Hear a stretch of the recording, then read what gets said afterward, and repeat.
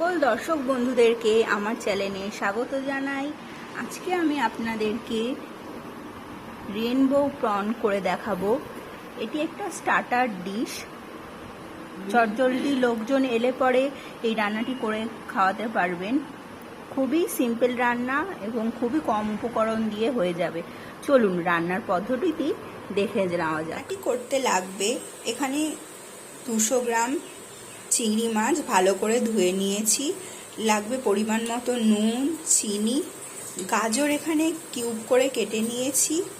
এখানে green capsicum, yellow bell pepper, red bell pepper আছে।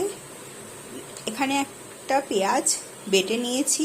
লাগছে শেজওয়ান সস, এখানে 2 চামচ সয়া সস আছে। এখানে 15 থেকে 20টা কাজু বেটে নিয়েছি। রসুন কুচি আর 4টে চেরা কাঁচা লঙ্কা। লাগছে হাফ টিস্পুন মতো মধু আর 1/4 কাপ তেল। রান্নাটা আমি সম্পূর্ণ সাদা তেলে করব। কড়াইতে অল্প তেল দিয়ে তেলটা গরম করে তেলটা আমাদের গরম হয়ে গেছে। এতে আমি গাজরগুলো আর সব ক্যাপসিকামগুলো হালকা করে ভেজে নেব। খুবই হালকা করে ভাজা হবে যাতে কাঁচাটা অল্প নুন দিয়ে দিলাম যাতে সবজিগুলো হালকা সিদ্ধ হয়ে যায়।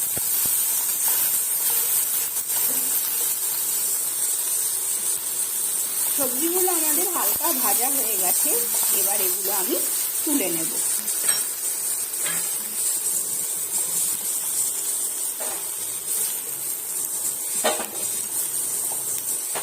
চিংড়ি মাছগুলোতে পরিমাণ মতো নুন মাখিয়ে নেব।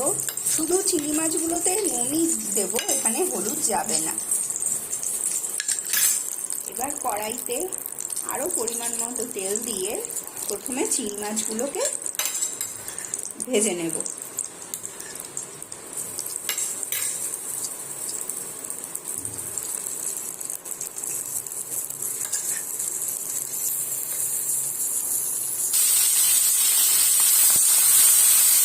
হালকা করে চিংড়ি মাছগুলো ভেজে নেব।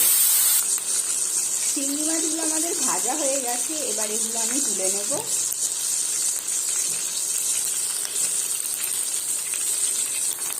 মাছ ভাজার তেলেই আমি রসুন আর চেরা কাঁচা লঙ্কা দিয়ে দিলাম।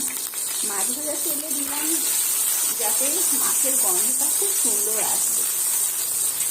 হালকা লালচে ভাজা হয়ে গেলে এবার আমি পেঁয়াজ বাটা দিয়ে দেবো। এখানে একটা পেঁয়াজ বাটা আছে, আমি সম্পূর্ণটাই দিয়ে দিলাম।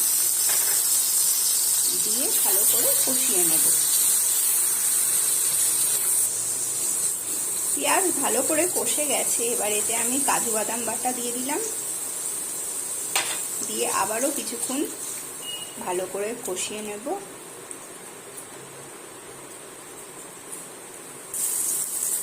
এবার এতে আমি কালার আনার জন্য একটু চিনি দিয়ে দিলাম আর পরিমাণ মতো নুন দিয়ে দিলাম। যেহেতু সবজি ভাজার সময় আর মাছ ভাজার সময় আমরা নুন দিয়েছি, এই জন্য এখানে নুনটা অল্পই দিলাম।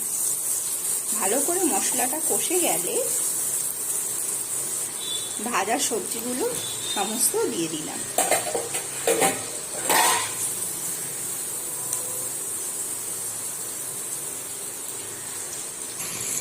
এবার এতে আমি শেজওয়ান সস দিয়ে দিলাম।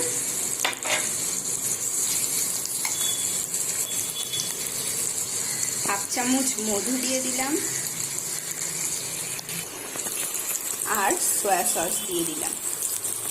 কষিয়ে নেওয়ার পর মশলাগুলো যাতে লেগে না যায় সামান্য 2 চামচের মতো জল দিয়ে দিলাম। আমি ভাজা মাছগুলো সবটাই দিয়ে দিলাম। দিয়ে হালকা করে নাড়িয়ে 2 মিনিট ঢাকা দিয়ে রেখে দেব। 2 মিনিট পর ঢাকা তুলে দিলে আমাদের রেনবো প্রন রেডি হয়ে গেছে। এবার আমি এটা নামিয়ে পরিবেশন করব।